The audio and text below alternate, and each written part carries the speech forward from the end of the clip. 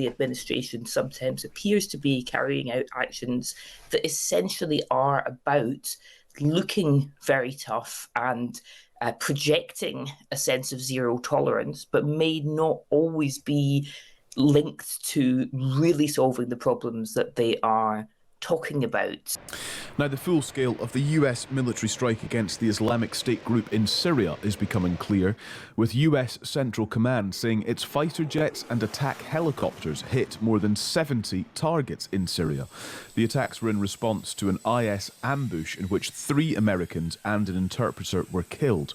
Last night, the Pentagon pointed to the close working relationship between US and Syrian forces and claimed they've killed or captured 23 IS operatives. We can speak to Jane Kinninmont. She is the Chief Executive at the United Nations Association UK. Good morning, Jane.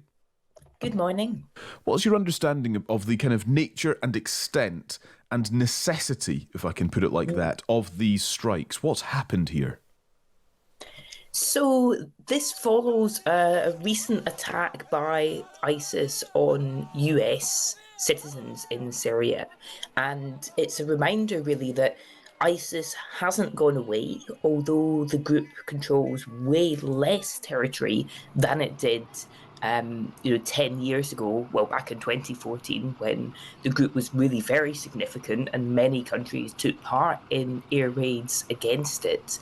Now it has shifted. It is primarily operating in African countries where it can get more of a grip of territory, and it's also trying to inspire attacks around the world. It seems that the Bondi Beach attacker had got ISIS literature, but the group is not the kind of threat that it used to be in Syria or in Iraq. And I think that the scale of the US response, whether this was needed militarily, the jury is still out on that. I think it's partly intended to send a message of zero tolerance of US casualties. And it is also sort of a test for the new Syrian president, Ahmed al-Shara, who has been there less than a year, the first president after Assad, who himself comes from an Islamist jihadist background, although not from ISIS directly.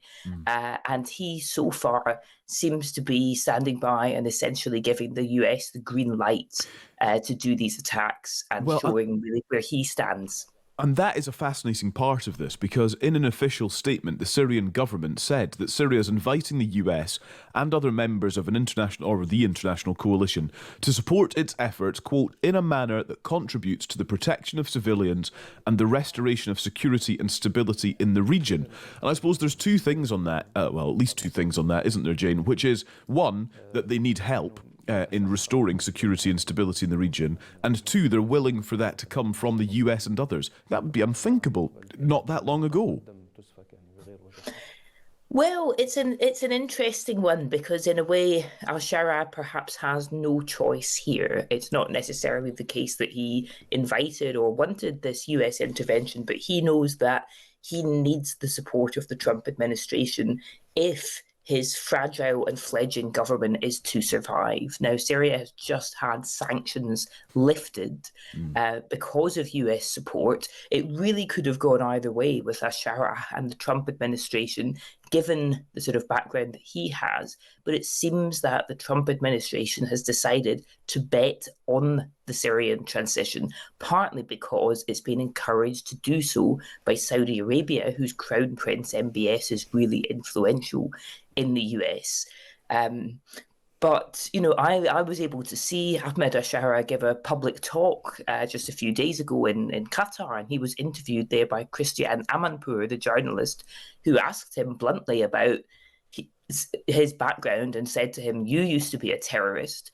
And his response essentially was to say, in his view, the real terrorism is US intervention in Iraq and Afghanistan and Israeli attacks in Gaza. I mean, he very much took a stance that would have been popular with many people in the Arab world, but he was not exactly positioning himself as a supporter of the US war on terror or US sort of military counterterrorism around the region. And here he really will be trying to sort of tread a tricky line between getting on well with the US, but it is also embarrassing for a ruler to essentially allow foreign military intervention in their country. You know, a lot of Syrians are feeling very fed up with their sovereignty being repeatedly violated and would like the government to be able to get more control of the borders and the territory.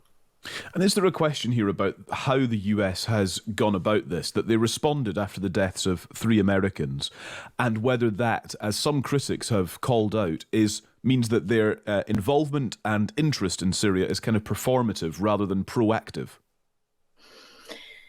Well, I mean, it remains, I think, really to be seen a kind of full military assessment of all of this.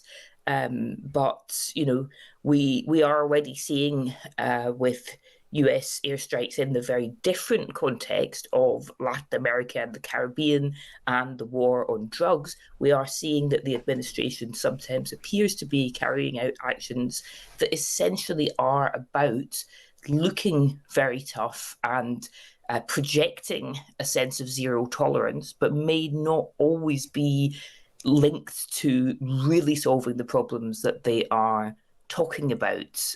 You know, in that case, there's a lot of talk sometimes about fentanyl when actions are not directly linked to that. So yeah, I think there are still questions that will need to be investigated further about how this has been done and also what the follow-up is, you know, because ultimately fighting ISIS is going to require strengthening the capacities of Syria's own security services on the ground. There's only so much you can actually do in terms of airstrikes. You know, a lot of stuff has to be done on the ground. And this Syrian government, you know, it still faces many, many challenges in actually restoring state control over the territory of this country that really, you know, has had a civil war for more than a decade. It really needs support as well as the lifting of sanctions. It needs economic support. But this is also at a time when Western countries are slashing foreign aid and are less interested than they used to be in really doing the groundwork that helped to reduce the fragility in post-conflict countries. Jane, really good to speak to you. Thanks very much. Thanks for your time this morning. It's an interesting conversation to be having, actually. Jane Kinninmont, Chief Executive Officer at the United Nations Association UK. And I mean, it's about power dynamics, isn't it, in the Middle East, and whether this new Syrian, well, fairly new Syrian government now about a year ago since it took over, whether it can find its feet and whether it can establish some sense of stability, perhaps with the help of the US. But you have to question, as Jane was just doing, how welcome that sort of US intervention will actually be, and will that help or indeed deteriorate the stability pursuit?